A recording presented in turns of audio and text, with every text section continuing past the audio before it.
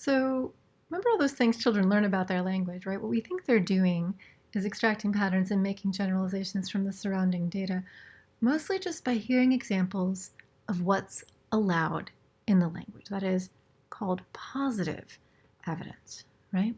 So this is a little video here if you want to check it out from the link space about positive evidence. But the idea is that you're using things that you hear, that examples of what you know to be there, to be truly in the language. And this contrasts with making inferences based on negative evidence, what's not in the language, right? So this is one dimension of variation for the evidence that children use. So positive evidence, what's in the language; negative evidence, what's not in the language.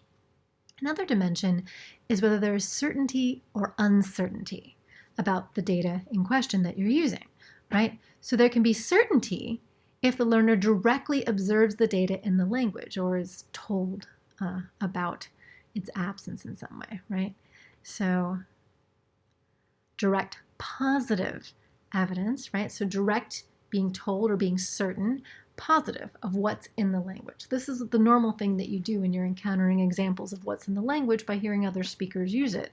You can therefore be certain that these are in the language. Direct, certain, these are in the language, positive, because you heard other speakers saying these things, right? So that's direct positive evidence. So an example, say with anaphoric one, that pronoun usage of one, look a pretty kitty, there's another one. You can be sure that this is a legitimate example of one, right, that's in the language. This is the main kind of data that we think children have access to, and it's pretty much everywhere. Now what about the flip side of that? Direct negative evidence. So this would occur when you are certain about something that isn't in the language. So when someone is explicitly telling you, this item isn't in the language, right? And so this would be an example, like an example of this would be someone like looking at this kid and saying, you cannot say, and then something that's not in the language. This kitty drinks from the cup of milk and that kitty drinks from the one of water, right? You can't say that. That's a little odd, right? And that's because people don't normally do that with certainly grammatical forms. They maybe do that with lexical forms, like specific vocabulary items, but they generally don't do it with sentences. You can't say and then a sentence. And even when they do, kids mostly ignore it, right? So it doesn't seem to be something that kids use. Direct negative evidence, even when it does occur, which doesn't happen all that often, kids basically seem to ignore it. All right, so that's the certainty. What about uncertainty? So uncertainty about a data point can occur when a child makes an inference about it, maybe because other data in the language indirectly indicate something about it. Maybe they're similar to it in some way, so you can sort of make an analogy based off that data that are present, right? So those data that are present, rather. So let's talk about indirect negative evidence, right? So a child is going to expect a data point to be in the input, but it keeps not being in the input. So the expectation is that indirect inference part, and about something that's not in the input, that's the negative part, right? And so an example with anaphoric one, look a pretty kitty, there's another one, never occurs when the second kitty isn't pretty, right?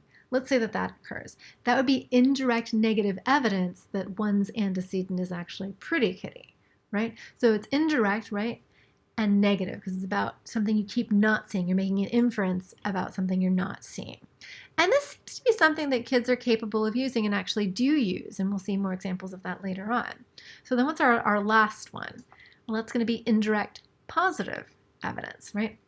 So children, based on their expectations about how language items relate to each other, will notice that other data similar to the one in question are in the language. So in the language, that's positive, and then expectations about how language items relate to each other, that's your indirect part, which I sadly did not color code for you, right? But with, as an example with anaphoric one, so look a pretty kitty, I want it, let's say it always refers to the fact that the kitty is pretty, that's telling you something that's in the language, positive evidence, and because both it and one are pronouns, maybe one's antecedent also always includes that modifier too, right, of pretty whenever you encounter one.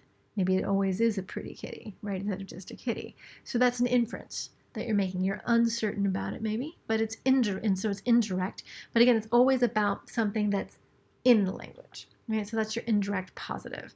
And children seem to use this too. And again, we'll see some nice examples of that later on. So these are your basic evidence types, and they sort of form a nice little grid.